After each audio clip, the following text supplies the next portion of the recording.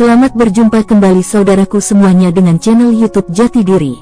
Dalam pertemuan yang ke-8 kali ini kita lanjutkan ajaran Bhairawa Tantra lanjutan dari yang sebelumnya.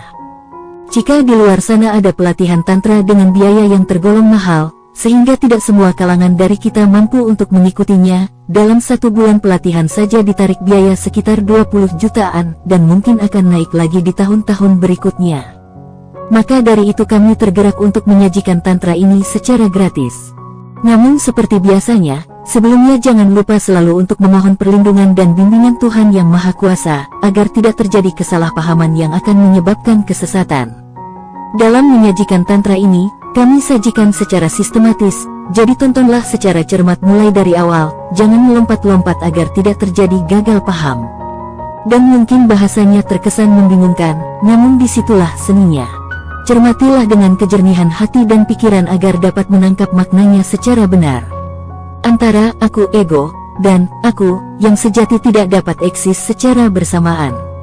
Jika egomu yang muncul, maka dirimu yang sejati tenggelam. Sebaliknya jika dirimu yang sejati muncul, maka egomu yang tenggelam. Penyerahan diri terjadi ketika engkau tidak ada lagi, sulung atau kosong, jadi engkau tidak dapat berserah diri selama masih ada ego. Itu sebabnya penyerahan diri tidak dapat menjadi teknik. Engkau tidak dapat berserah diri, dirimu adalah halangan tersebut. Bila engkau sudah bisa sulung, kosong atau tidak ada, maka disitulah telah ada penyerahan diri. Jadi engkau dan penyerahan diri tidak bisa hidup bersama, tidak ada eksistensi bersama antara engkau dan penyerahan diri. Entah engkau yang ada atau penyerahan diri yang ada. Jadi cari tahu di mana dirimu, siapa dirimu. Penyelidikan ini menciptakan banyak hasil yang mengejutkan. Ramana Maharshi sering mengatakan, selidiki, siapakah aku? Namun itu telah disalahpahami. Bahkan murid-murid terdekatnya belum memahami makna sesungguhnya. Mereka berpikir bahwa ini adalah sebuah penyelidikan untuk benar-benar mengetahui siapakah aku. Bukan seperti itu. Jika engkau terus-menerus menanyakan siapakah aku, engkau pasti sampai pada kesimpulan bahwa engkau bukanlah apa-apa. Jadi ini bukan benar-benar penyelidikan untuk mencari tahu siapakah aku. Sungguh, ini adalah penyelidikan untuk melenyapkan diri. Aku telah memberikan banyak teknik ini untuk menyelidiki ke dalam diri siapakah aku. Kemudian sebulan atau 2 bulan kemudian, mereka akan datang kepadaku dan mengatakan, aku masih belum menemukan siapakah aku. Pertanyaannya masih sama, tidak ada jawaban. Jadi aku memberitahu mereka, lanjutkan. Suatu hari jawabannya akan datang. Dan mereka berharap bahwa jawabannya akan datang. Akan tetapi tidak akan ada jawaban. Hanya pertanyaan itu yang akan larut. Tidak akan ada jawaban bahwa engkau adalah ini. Hanya pertanyaannya yang akan larut. Bahkan tidak akan ada lagi yang bertanya, siapakah aku? Dan kemudian engkau akan tahu. Ketika aku ego tidak ada, maka aku yang sebenarnya terbuka. Ketika ego tidak ada, engkau untuk pertama kalinya menghadapi keberadaanmu yang sesungguhnya. Engkau adalah kekosongan. Kemudian engkau dapat melakukan penyerahan diri, maka engkau memasrahkan diri. Kini engkau berserah diri. Jadi tidak akan ada teknik, atau hanya teknik-teknik negatif seperti penyelidikan diri untuk mempertanyakan, siapakah aku ini? Bagaimana penyerahan diri bekerja? Jika engkau berserah diri, apa yang terjadi? Kita mencoba memahami bagaimana metode ini bekerja.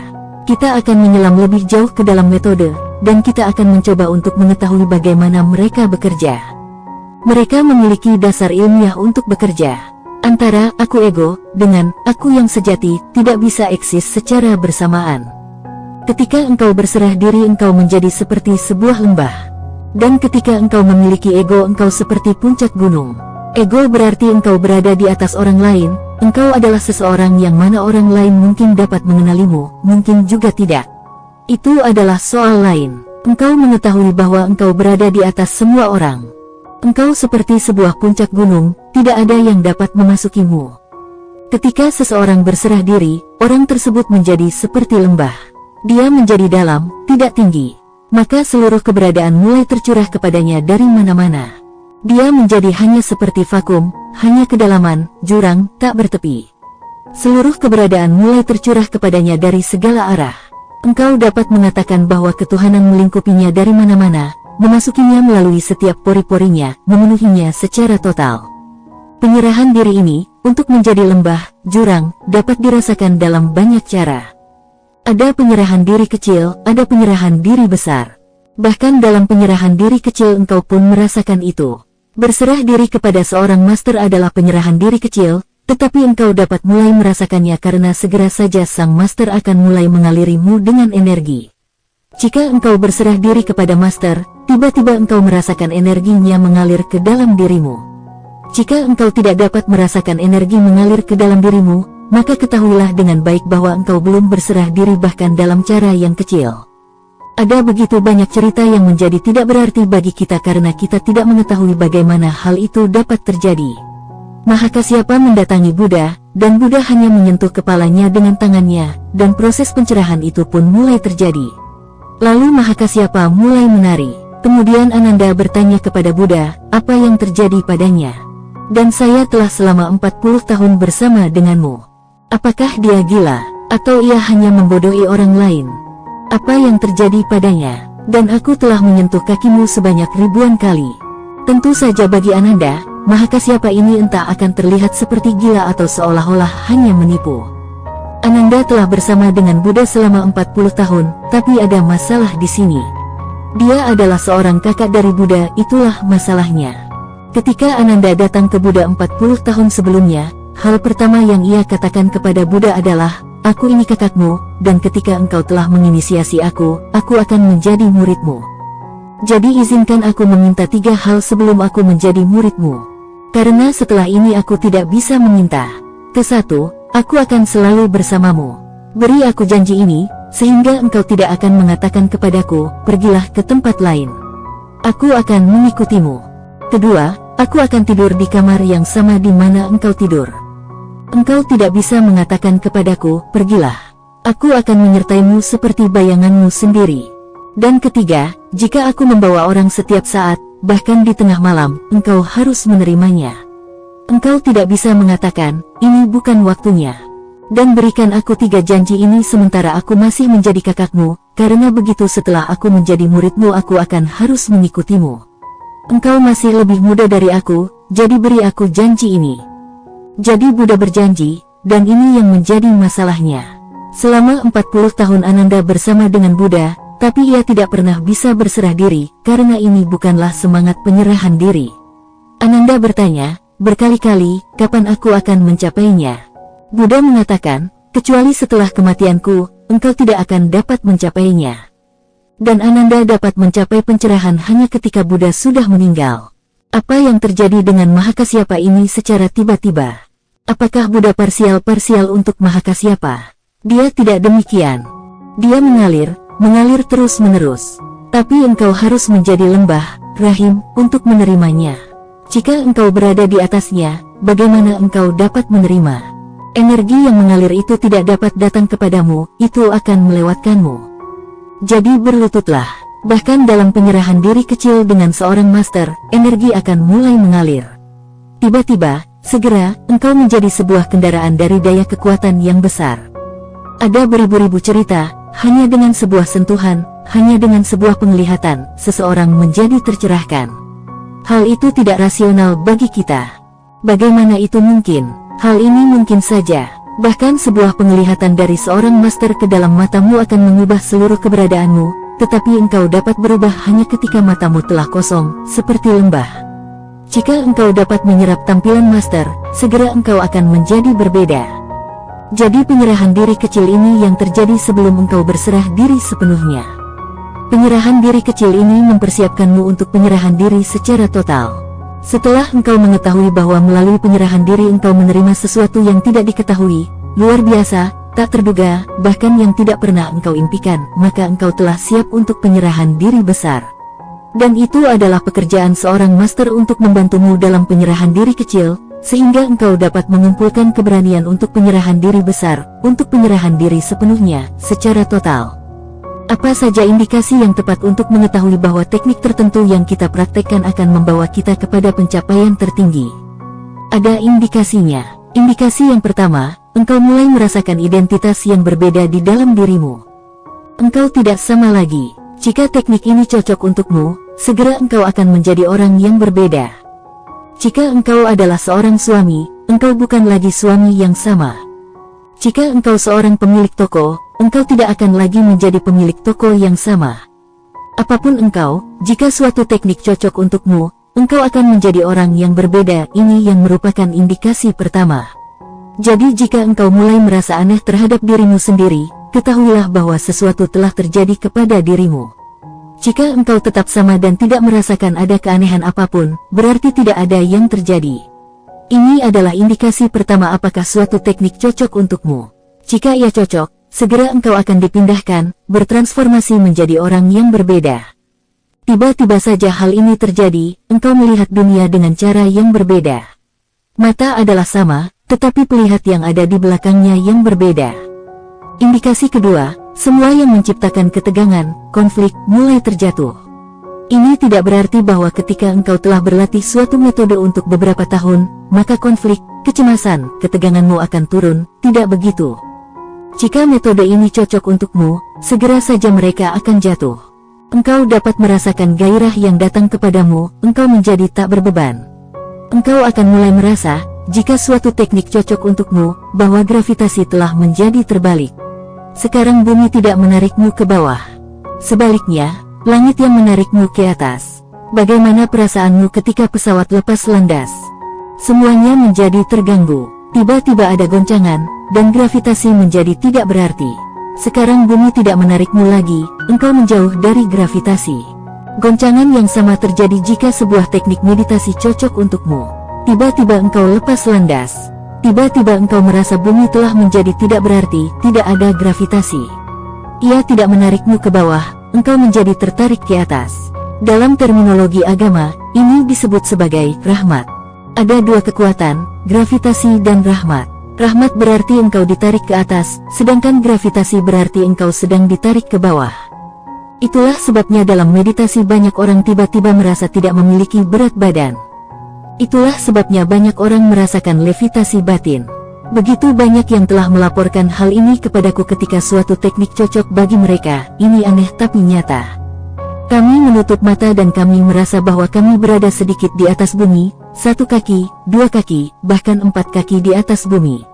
Akan tetapi ketika kami membuka mata kami masih berada di tanah, ketika kami menutup mata kami menjadi terangkat kembali. Jadi apakah ini? Ketika kita membuka mata kita hanya akan ada di tanah. Kita tidak pernah terangkat. Tubuh tetap di tanah, tetapi engkau melayang. Levitasi ini benar-benar menarikmu dari atas. Jika teknik ini cocok untukmu engkau akan ditarik, karena cara kerja sebuah teknik adalah untuk membuatmu dapat ditarik ke atas. Ini adalah arti dari sebuah teknik, untuk membuatmu dapat menerima kekuatan yang dapat menarikmu ke atas. Jadi jika itu cocok, engkau tahu dirimu menjadi ringan. Indikasi ketiga, apapun yang sekarang engkau lakukan, apapun, bagaimanapun sepelnya, maka akan berbeda. Engkau akan berjalan dengan cara yang berbeda, engkau akan duduk dengan cara yang berbeda, engkau akan makan dengan cara yang berbeda. Semuanya akan berbeda. Perbedaan ini akan engkau rasakan di mana-mana. Kadang-kadang pengalaman aneh karena menjadi berbeda ini menimbulkan rasa takut. Kita ingin kembali lagi dan menjadi sama, karena kita telah begitu selaras dengan yang lama. Itu adalah dunia rutin, bahkan membosankan, tetapi engkau telah efisien di dalamnya. Sekarang di mana-mana engkau akan merasakan kesenjangan. Engkau akan merasa bahwa efisiensimu mulai hilang. Engkau akan merasa bahwa fungsimu berkurang. Engkau akan merasakan menjadi sebagai orang luar di mana-mana. Seseorang harus melewati periode ini. Dirimu akan diselaraskan lagi. Dirimu telah berubah, namun tidak begitu dengan dunia, jadi engkau tidak akan cocok. Jadi ingat ketiga hal ini. Ketika suatu teknik cocok untukmu, engkau akan menjadi tidak cocok lagi di dalam dunia. Dirimu akan menjadi tidak sesuai. Di mana-mana ada sesuatu yang terlepas, seperti seolah beberapa baut menghilang. Di mana-mana engkau akan merasa bahwa telah terjadi gempa bumi. Dan semuanya tetap sama, hanya engkau, dirimu, yang menjadi berbeda. Tetapi engkau akan menyelaraskan diri lagi pada alam yang berbeda, di alam yang lebih tinggi. Gangguan ini dirasakan seperti ketika seorang anak tumbuh dan menjadi dewasa secara seksual. Pada usia 14 atau 15 tahun setiap anak laki-laki merasa bahwa ia telah menjadi aneh. Sebuah kekuatan baru telah memasukinya, yaitu seks. Itu tidak ada sebelumnya, atau itu ada, tapi itu tersembunyi. Sekarang untuk pertama kalinya ia telah memiliki jenis kekuatan baru. Itulah mengapa anak laki-laki sangat canggung, anak perempuan, anak laki-laki, ketika mereka menjadi dewasa secara seksual, mereka sangat canggung. Mereka tidak berada di mana-mana. Mereka bukan lagi anak-anak dan belum juga menjadi seorang laki-laki dewasa, sehingga mereka berada di antaranya, tidak cocok dimanapun. Jika mereka bermain dengan anak-anak kecil mereka merasa canggung, mereka telah menjadi laki-laki dewasa. Namun jika mereka mulai membuat persahabatan dengan laki-laki dewasa mereka merasa canggung, mereka masih anak-anak. Mereka tidak cocok dengan siapapun. Fenomena yang sama terjadi ketika suatu teknik cocok untukmu. Sebuah sumber energi baru menjadi tersedia bagimu yang itu lebih besar dari seks. Engkau berada lagi dalam waktu transisi. Sekarang engkau tidak bisa sesuai di dunia manusia duniawi. Engkau bukan anak kecil, dan engkau belum juga dapat sesuai dalam dunia orang-orang suci, dan di dunia antara ini kita akan merasa canggung. Jika suatu teknik cocok untukmu tiga hal ini akan muncul. Engkau mungkin tidak mengharapkan bahwa aku akan mengatakan hal-hal ini. Engkau mungkin mengharapkan bahwa aku akan mengatakan bahwa engkau akan menjadi lebih hening, lebih tenang, dan saya katakan justru sebaliknya, engkau akan menjadi lebih terganggu. Ketika teknik ini cocok untukmu engkau akan menjadi lebih terganggu, tidak menjadi lebih hening. Keheningan akan datang nanti, dan jika hanya keheningan yang datang dan tidak ada gangguan, ketahuilah dengan baik bahwa ini bukan teknik, ini hanya penyesuaian dengan pola lama. Itulah sebabnya banyak orang lebih memilih untuk berdoa daripada bermeditasi, karena doa memberikan penghiburan. Ini cocok untukmu, disesuaikan denganmu, untuk duniamu. Doa melakukan hal yang hampir sama dengan yang dilakukan psikoanalis sekarang. Jika engkau terganggu mereka akan membuatmu menjadi kurang terganggu, disesuaikan dengan pola, dengan masyarakat, dengan keluarga. Jadi dengan pergi ke psikoanalis untuk 1, 2 atau 3 tahun engkau tidak akan menjadi lebih baik, tetapi engkau akan lebih disesuaikan. Doa melakukan hal yang sama, dan seorang imam melakukan hal yang sama pula, mereka membuatmu lebih sesuai. Anakmu meninggal dan dirimu menjadi terganggu olehnya, dan engkau pergi ke seorang imam. Dia mengatakan, janganlah menjadi terganggu. Hanya anak-anak yang meninggal lebih awal yang lebih dikasihi Tuhan. Dia memanggilnya, engkau merasa puas. Anakmu telah dipanggil oleh Tuhan lebih mengasihi dia. Atau sang imam mengatakan sesuatu yang lain, jangan khawatir, jiwa tidak pernah mati, anakmu ada di surga. Beberapa hari yang lalu seorang wanita datang ke sini. Suaminya baru meninggal sebulan yang lalu. Dia terganggu olehnya. Dia datang kepadaku dan berkata, cukup yakinkan aku bahwa ia terlahir kembali di tempat yang baik dan kemudian semuanya akan baik-baik saja. Cukup berikan kepastian kepadaku bahwa ia tidak pergi ke neraka, atau dia tidak lahir kembali menjadi binatang, bahwa ia berada di surga, atau dia telah menjadi dewa atau sesuatu seperti itu. Jika engkau dapat meyakinkanku tentang ini, maka semuanya akan baik-baik saja. Lalu aku bisa menanggungnya, kalau tidak aku akan sengsara. Seorang imam akan mengatakan, oke, suamimu lahir sebagai dewa di langit ke-7, dan dia sangat bahagia. Dan dia sedang menunggumu. Doa-doa ini, mereka membuatmu disesuaikan dengan pola yang ada, engkau merasa lebih baik. Meditasi adalah ilmu pengetahuan. Hal itu tidak akan membantumu dalam membuat penyesuaian, tapi akan membantumu dalam transformasi. Itulah mengapa aku akan mengatakan 3 tanda-tanda ini akan ada di sana sebagai indikasi. Hening akan datang, tapi tidak sebagai penyesuaian. Keheningan akan datang dari batin yang berbunga. Maka kemudian keheningan bukan merupakan hasil penyesuaian dengan masyarakat, dengan keluarga, dengan dunia, dengan bisnis, tidak begitu. Keheningan akan menjadi harmoni yang nyata dengan alam semesta. Kemudian ada harmoni yang mendalam antara dirimu dan segalanya, kemudian akan ada keheningan, tapi itu akan datang kemudian. Pertama engkau akan menjadi terganggu, pertama engkau akan menjadi seperti gila. Jika suatu teknik cocok, itu akan membuatmu menyadari segala sesuatu tentang dirimu. Kekerasanmu, pikiranmu, kegilaanmu, semuanya akan terungkap. Engkau hanyalah kegelapan yang berantakan. Ketika suatu teknik cocok, seolah-olah tiba-tiba ada cahaya dan seluruh kekacauanmu menjadi jelas. Untuk pertama kalinya engkau akan menemukan dirimu apa adanya. Engkau ingin mematikan lampu dan tertidur kembali, ini menakutkan.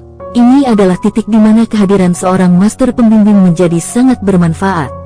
Dia akan mengatakan, jangan takut. Ini hanya awal, dan jangan melarikan diri dari itu. Pada awalnya cahaya menunjukkan apa adanya dirimu, dan jika engkau dapat terus dan terus, itu akan mentransformasikan dirimu menuju apa yang dapat engkau capai.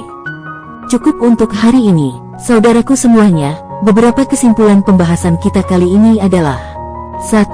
Antara aku ego dan aku yang sejati tidak dapat eksis secara bersamaan. Jika egomu yang muncul, maka dirimu yang sejati tenggelam. Sebaliknya jika dirimu yang sejati muncul, maka egomu yang tenggelam. Penyerahan diri terjadi ketika engkau tidak ada lagi, sulung atau kosong, jadi engkau tidak dapat berserah diri. 2. Ada dua penyerahan diri besar dan penyerahan diri kecil. Penyerahan diri kepada Tuhan merupakan penyerahan diri besar, sedang contoh penyerahan diri kecil adalah penyerahan diri kepada master pembimbing. 3. Orang yang melakukan penyerahan diri harus dilakukan secara tulus ikhlas, murni tanpa pamrih. Ini ada contoh dua orang yang melakukan penyerahan diri kepada Buddha, yang satu namanya Mahakasyapa, dia secara tulus ikhlas melakukan penyerahan diri. Dan yang kedua namanya Ananda, dia kakak dari Sang Buddha sendiri, dia melakukan penyerahan diri kepada Buddha dengan pamrih atau tidak tulus ikhlas. Mahakasyapa mendatangi Buddha, dan Buddha hanya menyentuh kepalanya dengan tangannya, dan proses pencerahan itu pun terjadi. Lalu Mahakasyapa mulai menari. Kemudian Ananda bertanya kepada Buddha, apa yang terjadi padanya? Dan saya telah selama 40 tahun bersama denganmu. Apakah dia gila, atau ia hanya membodohi orang lain? Apa yang terjadi padanya? Dan aku telah menyentuh kakimu sebanyak ribuan kali. Tentu saja bagi Ananda, Mahakasyapa ini entah akan terlihat seperti gila atau seolah-olah hanya menipu. Ananda telah bersama dengan Buddha selama 40 tahun, tapi ada masalah di sini. Dia adalah seorang kakak dari Buddha, dan melakukan penyerahan diri belum tulus ikhlas, itulah masalahnya. Ketika Ananda datang ke Buddha 40 tahun sebelumnya, hal pertama yang ia katakan kepada Buddha adalah, aku ini kakakmu, dan ketika engkau telah menginisiasi aku akan menjadi muridmu. Jadi izinkan aku meminta 3 hal sebelum aku menjadi muridmu. Karena setelah ini aku tidak bisa meminta. Jadi Buddha berjanji, dan ini yang menjadi masalahnya. Selama 40 tahun Ananda bersama dengan Buddha, tapi ia tidak pernah bisa berserah diri, karena ini bukanlah semangat penyerahan diri. 4. Ada 3 indikasi mayor bahwa sebuah teknik meditasi cocok untukmu. Di dalam indikasi mayor ini ada banyak lagi indikasi minor, diantaranya, engkau akan menjadi pribadi yang berbeda dengan sebelumnya. Sesuatu yang menjadi konflik atau ketegangan mulai berjatuhan. Gravitasi terasa terbalik, ada 2 kekuatan gravitasi dan kekuatan rahmat.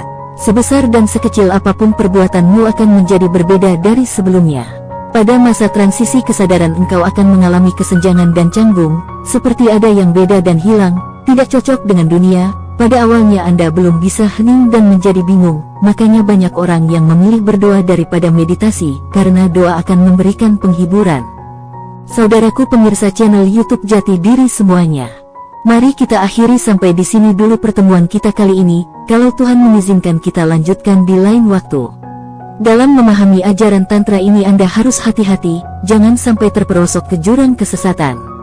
Jika ada pertanyaan silahkan ditulis di kolom komentar, atau bisa lewat WhatsApp ke nomor 087756422100. Dan akhirnya jika ada kesalahan dari kami dalam bentuk apapun mohon dimaafkan. Semoga Anda semua selalu berbahagia. Amin.